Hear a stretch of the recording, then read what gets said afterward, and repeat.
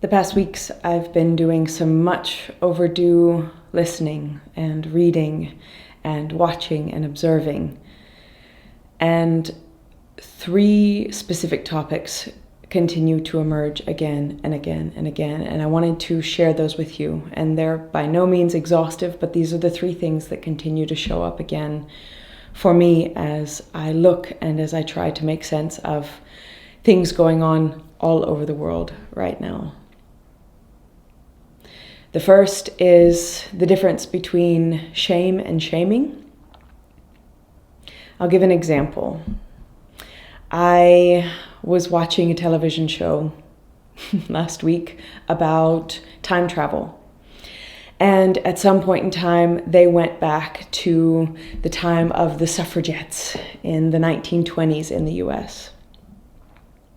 And in light of everything that's going on in the US right now, I had a snap realization and I had to go back and look at timelines because I know the 1920s as when women were allowed to vote. But in fact, 1920 may have been when the 19th Amendment was passed, but it wasn't until later in the 20s that Native Americans gained the right to vote. The 40s when Chinese Americans gained the right to vote, the 50s when Japanese Americans gained the right to vote, the 60s until African Americans gained the right to vote, and much later before certain things in individual states were actually ratified. So in that moment, I experienced shame. I experienced guilt in that I have the privilege to never have known that. And that it took the current circumstances to put on that light bulb inside of my head to go, is that just what I've learned? Or is it actually true? Experiencing shame versus shaming, versus pointing a finger at someone else and saying, you're not enough. The things that you do are not enough. And you're wrong and stupid and ignorant. Guys, that stuff may be true. But shame will never bring us to the point where we want to go long term. It may make us feel good in this moment, but it will never be an answer. And then I started asking myself, so how do I combat this?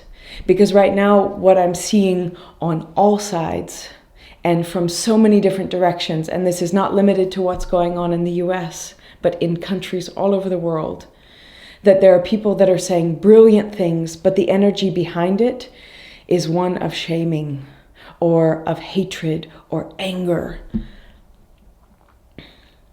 And again, all of these emotions have their place, but some of them are just to raise a red flag and say, this is really important to me, and this is why I'm so passionate about it. But they are not sustaining emotions.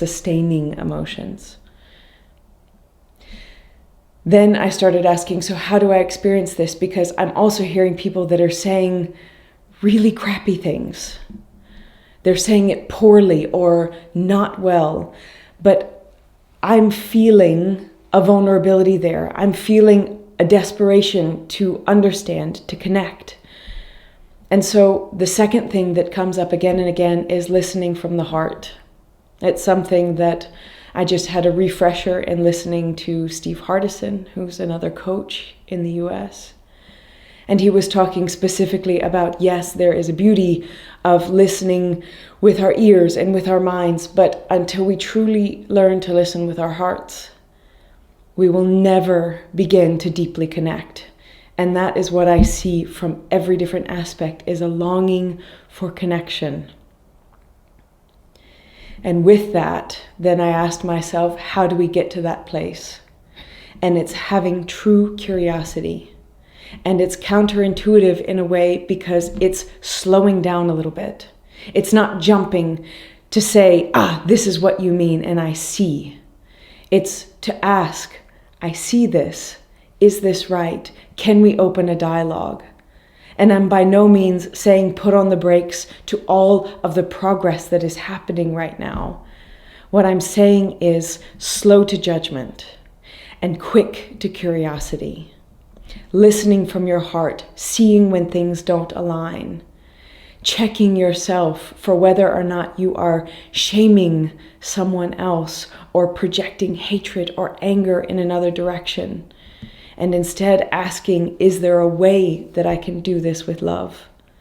Sometimes anger is the right way, and shaming, yes, will get us somewhere. It's just the question, is it where we want to go?